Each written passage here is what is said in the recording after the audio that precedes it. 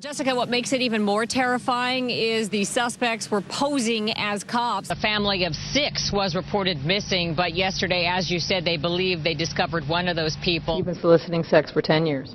Yes. This is the first time you've been caught? Yes. You think this is going to scare you straight? It's going to change my outlook. Nicolette, are you feeling confident the judge will allow Michael Reinhardt to testify? We'll see. If you look behind me, you'll see the last known address, the apartment complex where Paul Ciancio last lived. We want to show you some new video right now of his roommate. Were you the one who drove him to the airport on Friday? No comment. Can we confirm exactly how many fatalities there are at this point? We still can't confirm the exact number.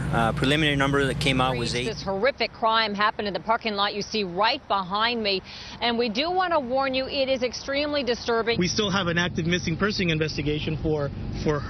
Did Daniel Perez have family in El Cajon, or do you think that he was heading toward the border? Megan, it is chaotic, to say the least. You look behind me right now. Here, we're at Magnolia and Arlington. 12 to 15 different agencies actively looking for the suspect believed to be Christopher Jordan Dorner. It was a terrifying scene, and joining me live right now are several people who were staying inside. Rodney, you guys were really frustrated this morning. You're on live right now. What was it like on the inside when you heard the alarm? SWAT members have used up to 32 cans of tear gas to try to coax this woman outside of her home. One of the alleged 6 officers involved in your son's altercation had a history of abuse that appeared on YouTube, and the Fullerton Police Department says they didn't know about it until that video surfaced, and you say that's not true.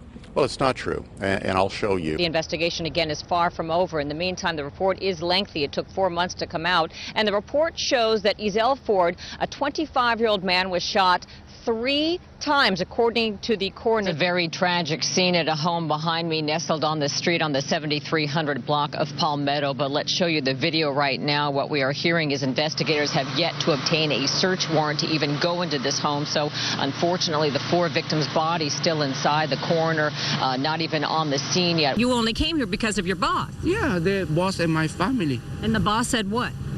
Nothing. They told me just go here if there's an emergency. And you didn't know what the emergency was? I don't know. Joining me live right now is Lieutenant John Radke with the LAPD West Bureau Homicide Division. And, of course, you guys got this call around 12:15. Someone spotted this man, a 24-year-old male Hispanic, in the intersection here at Pacific and Washington. Yes, 2 of our patrol officers were driving through the area when they were flagged down. Actor Michael Jace, who's appeared in The Shield and Forrest Gump, was indeed arrested at 2:15 this morning for the shooting death of his wife. Do we know what preceded the shooting? Was it some sort of domestic dispute? Officers were called here in the 5400 block of South Bryanhurst this evening at about 8:30. Unfortunately, April's body is still inside here, so you guys can't even get to the evidence that you need to find inside the residence. That's correct. Hopefully the search warrant will be signed shortly. We'll be able to conduct our investigation inside and then wait for the coroner's office.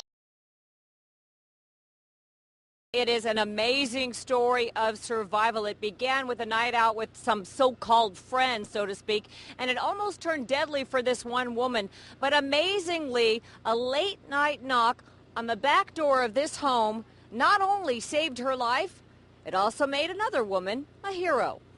Hello? No, I need an ambulance right away. What's the emergency there? Someone cut my throat. My throat, and they stabbed me. 3:30, and she's banging on the door, just banging and banging and banging on the door.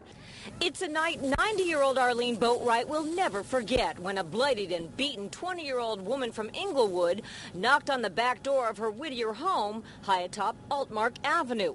A night officers say began with a party in Bellflower, the beach, El Monte, and ended with the victim fighting for her life in Turnbull Canyon around 3 a.m.